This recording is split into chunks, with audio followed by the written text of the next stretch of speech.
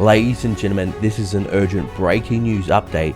The US Treasury has just been hacked by China in what it calls a major incident. The tensions between the US and China have been increasing every single year, and right now things are hitting boiling point. And this comes after just months ago, Janet Yellen herself visited China and tried to de-escalate the tensions between the two countries, but it did not work at all. So everyone, exactly what happened? This only happened just hours ago.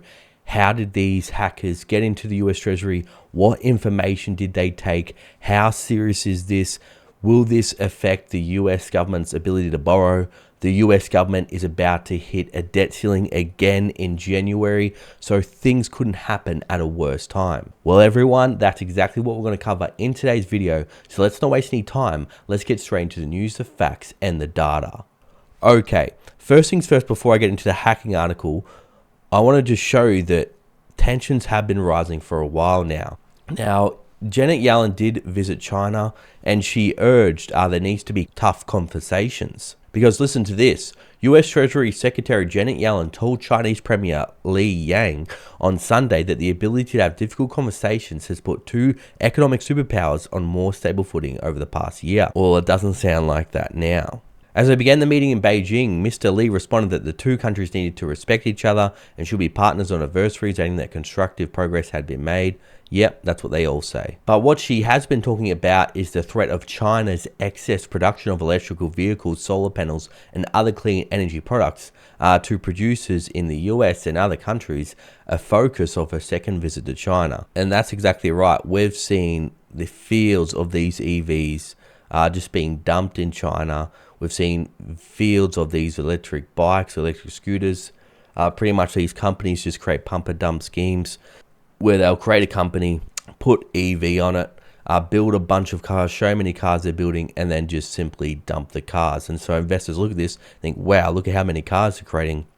But again, it's literally a pump and dump. They're dumping the cars. US and Chinese military officials met their Chinese counterparts last week for a series of rare meetings in Hawaii focused on operational safety and professionalism. So according to her, everything's going great, but unfortunately we just got the news that no, things are not great at all. Because look at this, Yellen says US will hit the debt ceiling mid-January around Trump's inauguration, which I think is a bit of a coincidence there, forcing Treasury to employ extraordinary measures. Now, you saw what happened last time.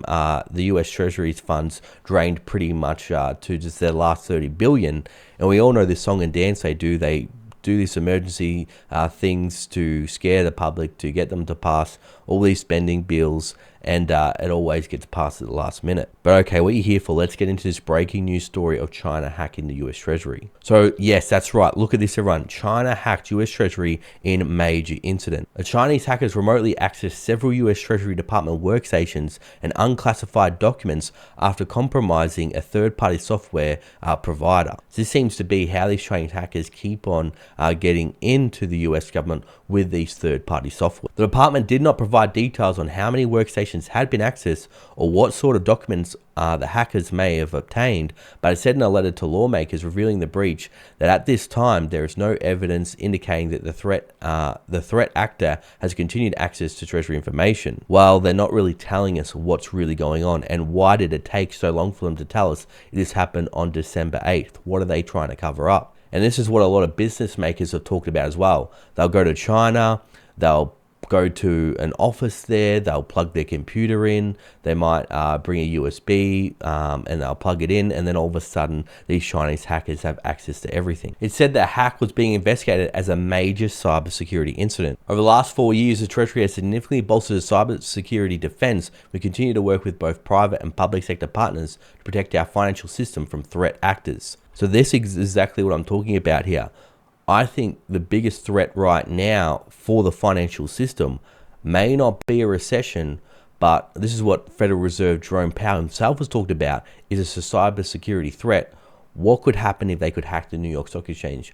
What could happen if they could hack and start selling everything off in the ground, causing a huge crash, causing a lot of people that use debt to buy these stocks to get margin called, a lot of people to lose their wealth in a matter of seconds, get wiped out, and that just makes China even more economically powerful.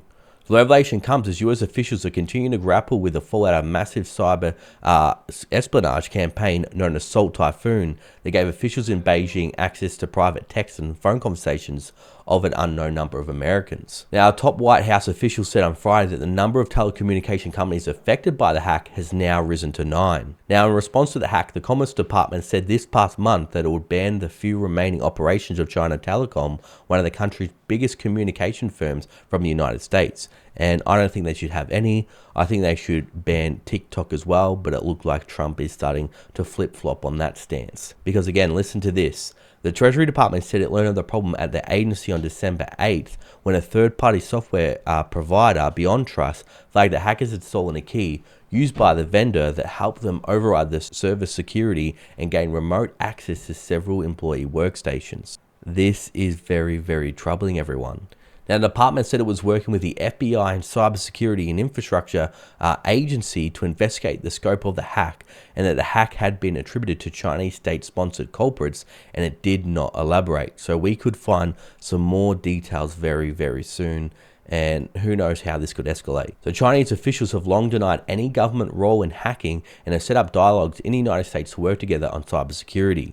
This past month, officials from the Treasury Department traveled to China for a round of meetings of their economic and financial working groups, which cover collaboration on cybersecurity issues. So that's the irony there, everyone. They literally went to China to speak about cybersecurity issues only to get hacked. You know, maybe it was just a bait by China to say, look, come over here, you know, bring all your computers, bring all your sensitive data, and we'll talk about on how you can protect that. Well, it didn't go very well for them, did it? So everyone, this is an alarming trend that is becoming a bigger and bigger threat. One day you could wake up to see your financial institution hacked and all your money gone overnight. We could see stock exchanges hacked and forced to sell your stocks overnight. Now, we know the kind of huge economic impacts this would have, and people would simply lose trust in the system that would have more domino effects. But the other questions we have to ask: what documents were accessed? What workstations were compromised? And what are the potential long-term consequences for this breach? This is the answers we need from the US Treasury right now. Now, for my loyal viewers and subscribers still watching, you're awesome. Thanks for watching. I'll see you all in the next video.